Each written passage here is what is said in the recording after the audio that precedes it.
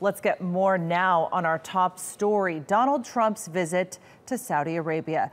James Dorsey is an academic focusing on political and social change in the Middle East, and he joins me now from Surabaya in Indonesia. Good to see you there. This is quite interesting because a lot of people are saying that this is essentially a reset after some of the finger pointing, you could say, to Saudi Arabia with regard to 9/11. Certainly the policies when it comes to the immigration ban from Muslim majority countries. Do you see this as a reset? And essentially, what kind of deals are going to be made from this? Particularly, we know he's expected to announce this $100 billion plus arms deal with Saudi Arabia. I would argue that this is really about cementing the reset. The reset has already taken place with several visits to Washington by senior Saudi officials, including the Deputy Crown Prince Mohammed bin Salman. I think what you're going to see is three things.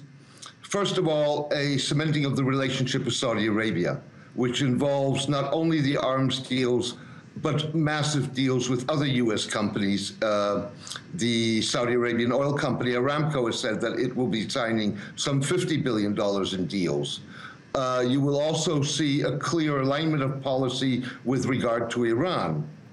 Now, there are tremendous risks here involved. Part of the 2 days of Trump's visit to Saudi Arabia involve cultural festivities, many things that the religious establishment, particularly the ultra-conservative religious establishment, does not appreciate. What you've also just seen is King Salman shake the hand of Mrs. Trump, which is not something that conservatives would appreciate. And much more risky, there is talk of the Americans again basing troops in Saudi Arabia. That is what more than 10 years ago prompted Osama bin Laden to attack the Saudis, because there were foreign troops on Holy Land.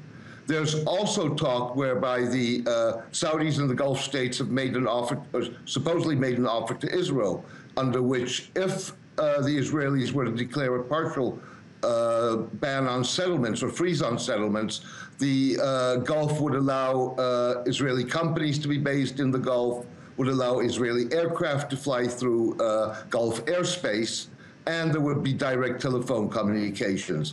And again, that's something which is probably not going to go down well, not only with ultra-conservatives, but with many others in Gulf and Saudi society. It's really interesting, James, because on one hand, you have this very pomp and ceremony reception from U.S. President Donald Trump, as well as First Lady Melania. And you also have, billboards around the country with King Salman and Donald Trump on it, as well as American and Saudi flags lining the streets. What's the Saudi side of things? I mean, what are they hoping to get out of this? Basically, Donald Trump is Saudi Arabian King Salman's salvation. And what I mean by that is the following. Saudi Arabia is locked into an existential battle with Iran. That battle, it can only win as long as Iran is internationally contained. The real issue with the Obama administration that the Saudis had was that, one, Obama was very critical of the Saudi regime, and second of all, willing to help Iran return to the international fold. That's exactly the opposite of what Trump's attitude towards Iran is. The risk for the United States is in this, that even though Trump wants a tougher attitude towards Iran, that it could be drawn into a proxy battle as the Saudis look at destabilizing Iran by trying to influence its various ethnic minorities. Let's talk a little bit about the fight on terror. How are the U.S. and Saudi, now regarded as strategic allies, going to work together on that issue, a proposed Arab NATO, and how will this affect the U.S. policies in the Middle East? First of all, I think we are a very long way away from an Arab NATO. What you have is a military alliance on paper. And even if one were to agree on what this alliance is about, it would take years to build it into an operational force. But more fundamentally than that is the United States sees the Islamic State as the world's foremost terrorist threat. Saudi Arabia sees Iran as as the world's foremost terrorist threat. Now, the way to compromise on that is that Trump will want greater involvement of the Muslim world in the fight against the Islamic State. And on the other hand, he does agree that Iran has to be contained and is a terrorist threat.